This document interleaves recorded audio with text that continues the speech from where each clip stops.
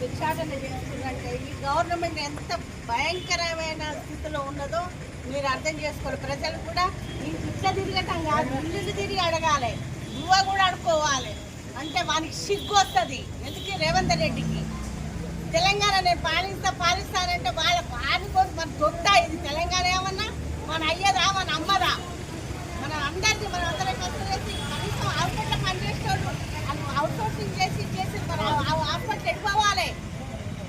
వాళ్ళు ఎంత భయంకరమైన పనులు చేస్తుంది, ఎత్తిపోతుండ్రు రోగులకు. ఇప్పుడు బజార్కి ఎక్కినట్టే వాళ్ళకి భోగు లేకనే కదా ఎక్కింది. మరి ఎందుకు ఆలోచించలేకపోతుండు రేవంత్ రెడ్డి? ఈ తెలంగాణ గవర్నమెంట్ ఆయన అట్లా చేసిండు, నేను ఇట్లా చేసిండు, కేసీఆర్ అట్లా చేసిండు. కేసీఆర్ దాని దేని పనికి రాడు కేసీఆర్ కింద వీడు.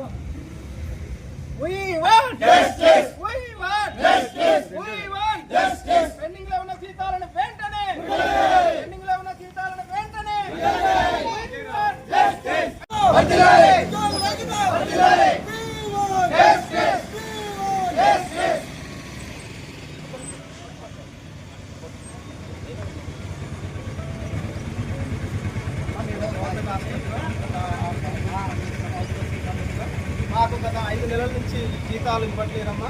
జీతాలు రాక మా కుటుంబాలు పోతున్నాయి. ఆర్థిక పరిస్థితి బాగాలేదు, కుటుంబ పోషణ భారమైంది. అందుకనే ఈ విధంగా మేము జీతాలు రావట్లేదు కాబట్టి భిక్షాటన చేస్తున్నాము. మీ వంతుగా మాకు సహకారం అందించాల్సిందిగా కోరుతున్నాము. ఉద్యోగ